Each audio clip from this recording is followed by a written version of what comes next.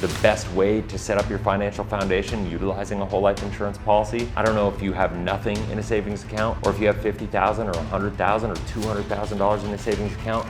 The more you have in a savings account or safe money or even CDs, the more you should take a look at this, because starting with a lump sum basically puts this into hyperdrive and makes it one of the most powerful assets in the world that you can leverage in so many different ways. Hey, what's going on, Cashflow hackers? It's Chris with Life 180, and we are talking about whole life insurance as a savings account today. A lot of people will say whole life insurance is a bad place to put your money. I'm here to tell you it is probably the best place in the world that you can keep your safe, liquid, accessible capital that you're looking for. I'm speaking to all you entrepreneurs. I'm speaking to you real estate investors. I'm speaking to you folks that have families that just need to have an emergency fund. I'm a big believer. One of the biggest things that we can do to increase our financial security, which will increase the results in our financial life, which will increase our behavior with money, which will improve us and help us grow to become who we need to be to get to where we want to be. Ultimately, that's what this life is all about. It's about the journey that we are on to get to where we want to go and to live the life that we want to live. And ultimately, money is a tool to get there, and your relationship with money is going to help you get there faster, or it's going to keep you from getting there at all, potentially, right? Which is unfortunately the way that we are in this country, in the United States specifically, but pretty much all the way around the world. People's poor relationship with money and poor understanding with money is holding them back. And how to save money versus invest money, understanding the difference between saving and investing is a huge thing. So for this video, what I thought I'd do is I'd get into, all right, if you got to save money, which I think if I were to ask most people, and this video is for you if you can answer this properly. Do you believe that you need an emergency fund? Do you believe you need an emergency fund? If you believe you need an emergency fund, the next question is, how much money do you think you need inside of an emergency fund? A lot of people would say, I need 6 months. And they say that because they've heard it somewhere, probably from Art Williams or Dave Ramsey or some other financial guru, right? And my question to you is, why do you believe you need 6 months for an emergency fund? 6 months of income for an emergency fund. Most people would say they need that because they heard it somewhere. Most people would say because they feel like they'd be fine. If they could last 6 months, they'd be able to get back on their feet and it would be good. I'm here to tell you that when the economy gets bad is typically when we need that emergency fund the most. And during times of challenge and hardship in the economy, the average time it takes to find a job is about 1 month for every $10,000 of income you earn.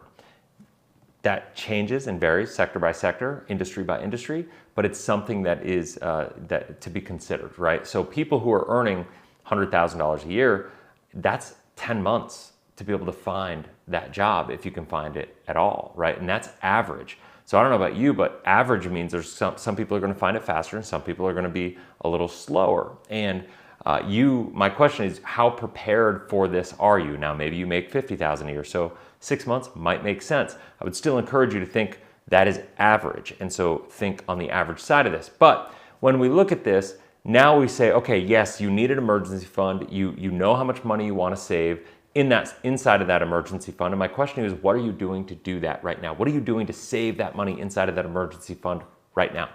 That's a question. And are you putting it in a savings account, which is what most people do, because typically speaking, you got to put the money in a savings account because you got to have liquidity, use and control of that money. That money inside of a savings account is going to be liquid. The downside to it is that you're going to lose money to inflation. You're going to lose that capital because the returns that you get inside of savings accounts, they fluctuate greatly over time, but especially over the past decade, interest rates inside of savings accounts have been atrocious. Now, are they better right now? Sure. Can you get better rates if you put larger lump sums in?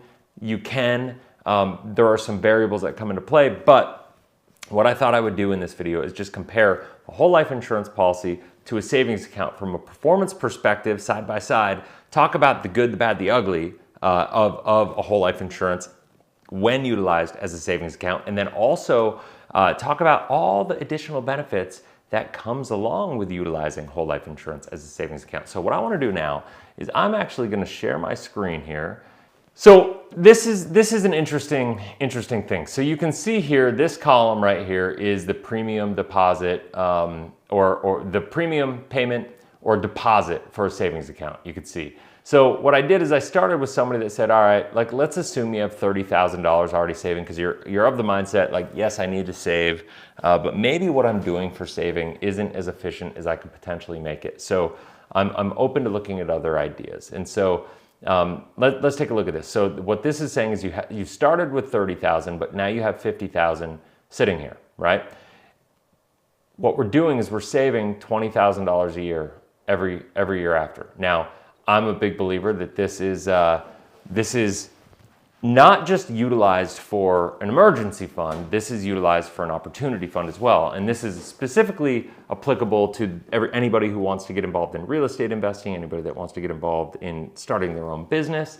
This is an absolute essential. Now, if you are not interested, full transparency, if you're not interested in real estate or starting a business or anything of that nature, this would want to be scaled down unless you're a higher income earner, right? Like you would cut this in half, or like you would look at the numbers based on how much money you want to save for your emergency fund, and you would scale it back to get to those numbers as quickly as possible, and then you could scale it back from there. But if you are a real estate investor or an entrepreneur or desiring, aspiring real estate investor or entrepreneur, this is exactly the strategy that you can use to put yourself in a position to be better and to have your money leveraged more efficiently than putting your money in a savings account or putting your money in other financial instruments that lock your capital up while giving you guarantees. That's a challenge, because that's one of the benefits of a whole life policy, is that it's going to get you bond-like returns with savings account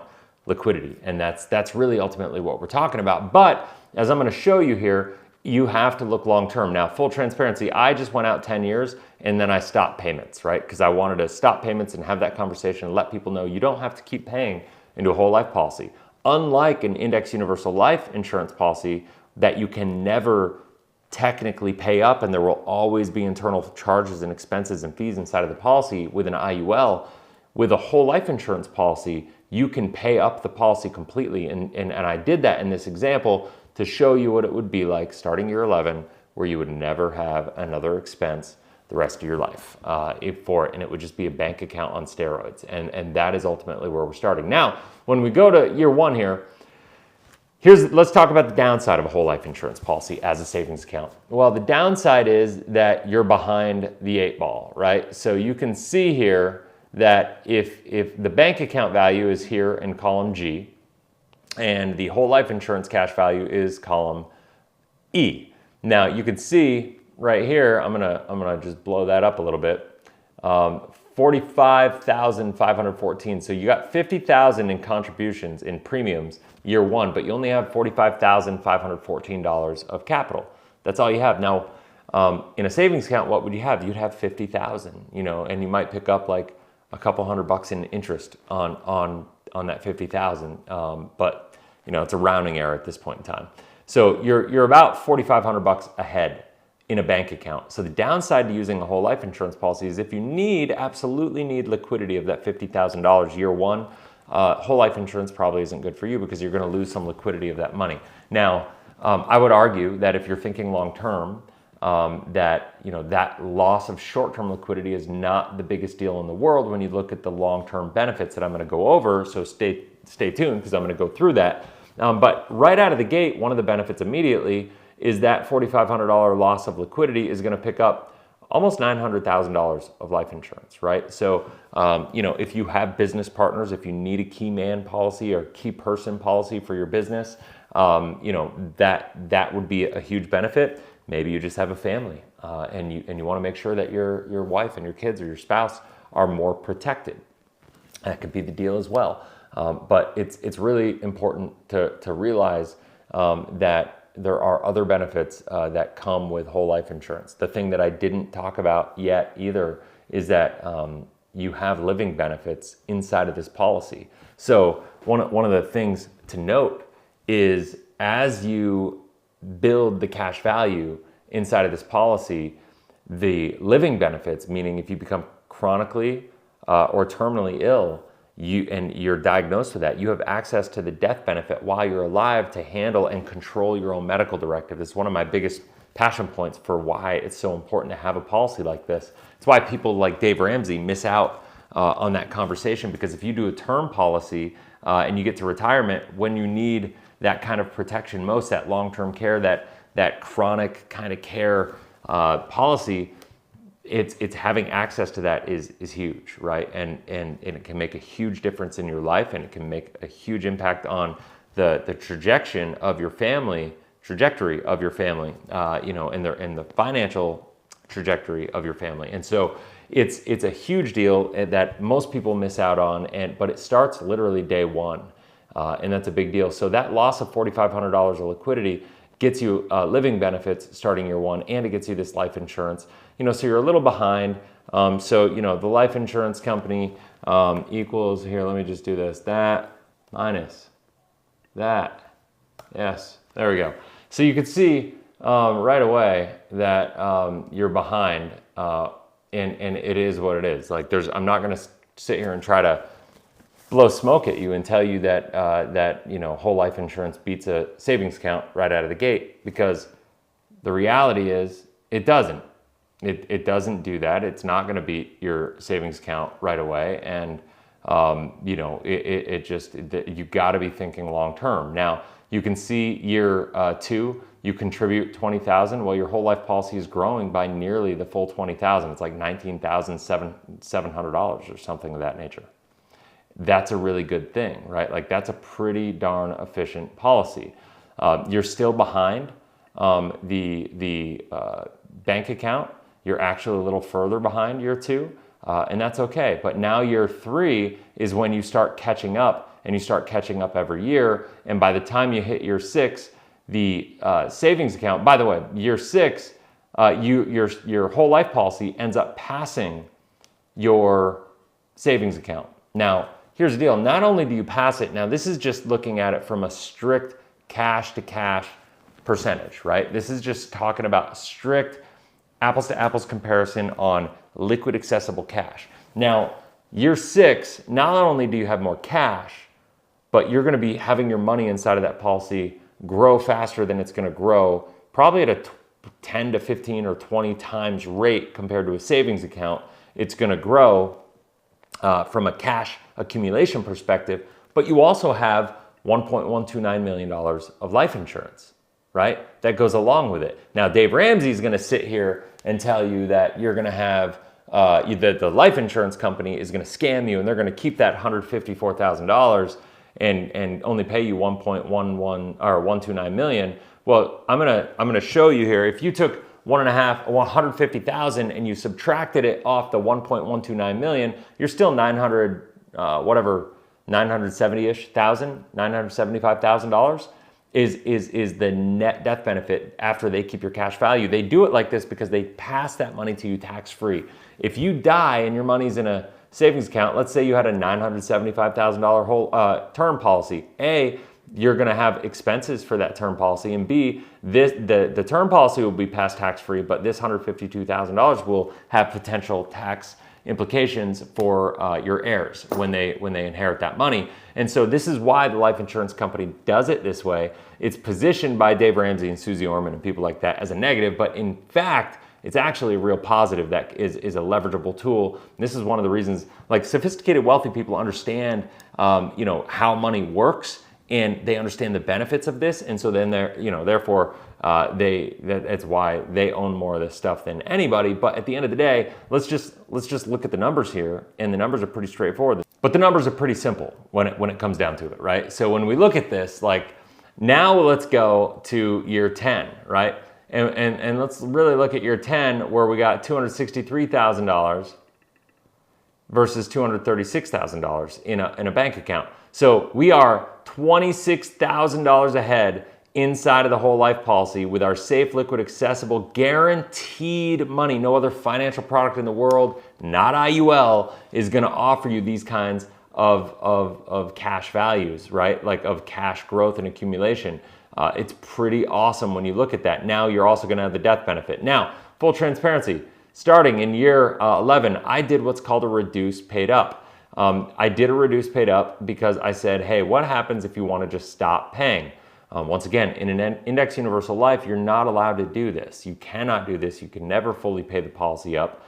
But you can see here with a whole life policy, I fully paid the policy up. So what happens is the death benefit drops. That's why you see that drops drastically in the death benefit.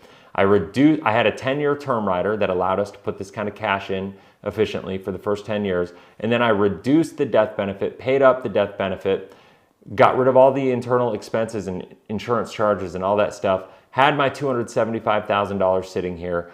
That trumps the $238 that's sitting in a bank account. And what happens is I got an extra, whatever, 602 minus 275, got an extra $327,000-ish of life insurance to boot. On top of that, it's going to be tax-free above and beyond my cash value. Pretty solid stuff. You can see just cash on cash, I'm $37,000 ahead. But then on top of this, you actually, depending on what company you go with, you can have access to these living benefits inside of this policy still. So that's why I call a whole life savings account a savings account on steroids. And this, when you look at this, this is as ironclad as any financial product on the face of the earth. And now, so I didn't go all the way out on this, but you can see I went to year 25. And if we just go to year 25, the whole life insurance policy compared to a bank account is about $245,000 of cash value ahead. You have the life insurance on top of that, and it becomes a no-brainer. That's if we stop funding it. So once again, if you believe in the need for safe money for an emergency fund, for an opportunity fund, I will tell you this, is that the biggest thing you can do to protect yourself, the biggest thing that you can do to set yourself up for success as you move forward in your life is to start a whole life insurance policy as quickly as you can. You're never going to be healthier than you are right now. We don't know what your financial situation is going to look like. They're way more flexible than people realize as far as this goes. Like for instance, I'm going to actually go back to this one more time. And just to kind of talk to you, out of that $20,000, that premium payment, it's flexible enough to the point where that could be paid at the minimum of about $4,120 a year. If you couldn't afford the $20,000 deposit for 1 year or whatever, you could pay $4,120 that year, or you could actually have the dividends pay your premium for you. You could use what's called a premium offset if you needed to. If times got really tough in year 4, 5, 6 or something of that nature, you can do things of that nature. It's more flexible, but this is why it's important that you work with somebody that really understands what they're doing. So if you're considering, should you utilize whole life insurance as a savings account, I would say just look into it. And there's no commitment for anything. I just reach out to our team, set up a clarity call. The link is in the description below. And one of our guides will just walk you through, and they'll help you understand like what this would look like in your life. They'll help you understand the best way to set up your financial foundation utilizing a whole life insurance policy. I don't know if you have nothing in a savings account, or if you have $50,000 or $100,000 or $200,000 in a savings account. The more you have in a savings account or safe money or even CDs right now, the more you should take a look at this, because starting with a lump sum can be, it basically puts this into hyperdrive and makes it one of the most powerful assets in the world that you can leverage in so many different ways. And it's too much to get into in this video. I don't want to go too long. The real focus is just saying, hey, when we think about safe money, typically people are thinking savings accounts, and they're thinking CDs and things of that nature. And at the end of the day, I just showed you mathematically, factually, this is an exact real life case scenario, right? Like I just showed it to you, apples to apples, side by side, what it looks like. And to me, this becomes the biggest no-brainer in the world. So if you have any questions, make sure, comment in the comment section below, set up a call with one of the coaches on my team. They'd be happy to walk you through it. And I'm, of course, happy to engage, have a conversation. If after you talk to one of my coaches, it warrants a conversation with me, I'm happy to hop on a call and help anybody with anything. I do my best to engage with every single comment, and that's it. So until next time, have a blessed, inspirational day. We'll talk soon. See ya.